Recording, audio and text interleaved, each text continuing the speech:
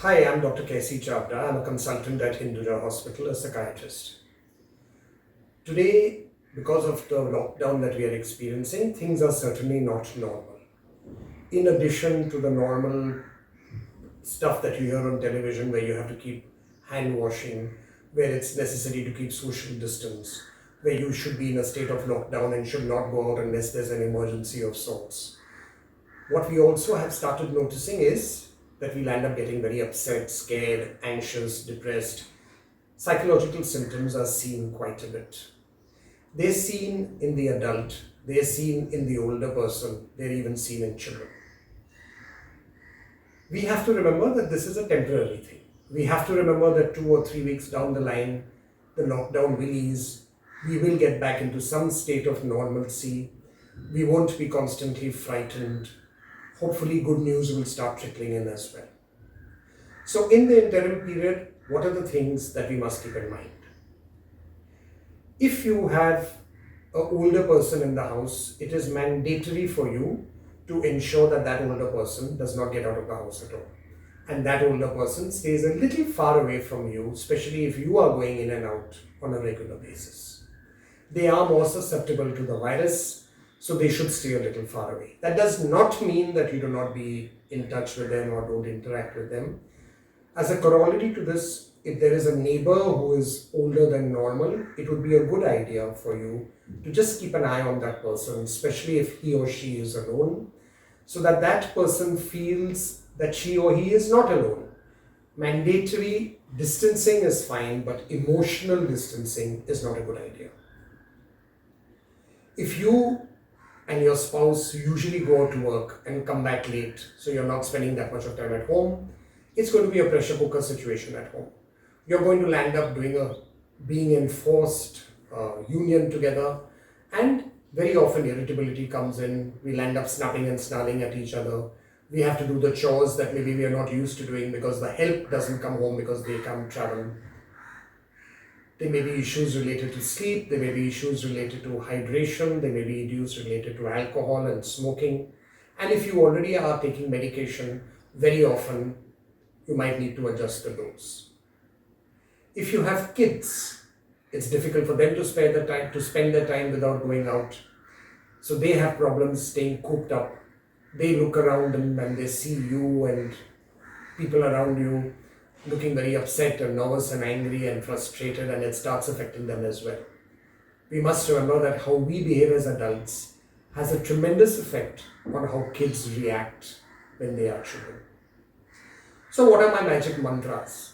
First of all, ensure that there's a routine. We must be hearing about this over and over again on television, but I'm reiterating it. Get up at a particular time, try to incorporate exercise in what you're doing, sleep at a particular time, do not smoke or drink more than what you normally do. In fact, if you can cut down, that would be great. Ensure that you're eating at a regular time. Ensure that you're having enough water. Very often we tend to forget having enough water. You should be having at least 2.5 to 3 liters of water a day. Spend time with each other. Attempt to bond a bit. Share the chores. Very often we find that there are certain things that we've never ever looked at, and we have the time now to look at it right now. If you have kids, ensure that they take part in the chores. So they should incorporate, in addition to the physical activity you're doing with them, some kind of exercise. They should be given responsibilities as well, whether it's cleaning up after you, whether it's washing the dishes or putting them away. They should be a part of the force of work that is happening at home. For the older person, we should not forget them. So interact with them, try to allay their fears because they are going to get very fearful at what is happening. Ensure that the medication they take is given at a regular time. Sometimes we tend to forget, especially if you're used to some nurse or somebody like that giving it to them. We have to take that responsibility. This is not a normal state of affairs. So what we need to do is to survive it. Are we going to be happy about it? Very often we cope. We have to cope well. We have to look at it in terms of the fact that this is an opportunity for us to attempt to increase the bonding between all the members of the family, to attempt to do things that maybe we didn't have the time to do because we were running from one place to another. That might incorporate reading again, that might incorporate doing your taxation, that might incorporate learning something new on the phone or on the cell, because we are seeing so much of it happening right now, so many online courses. Do something through the day. It doesn't help to groan and moan and say, oh my God, what is happening? That's not going to help the situation at all. For those of you who are religious, this is also a good time to take some amount of support from the religion that you believe in. So, talk to the good Lord above and tell him that you're happy to be alive, that you're happy to have the privilege of doing what a lot of people may not have the privilege of doing, and that you hope and pray that things are going to get better in the future. Do remember also how you react is going to have a tremendous impact on the way the kids are going to react.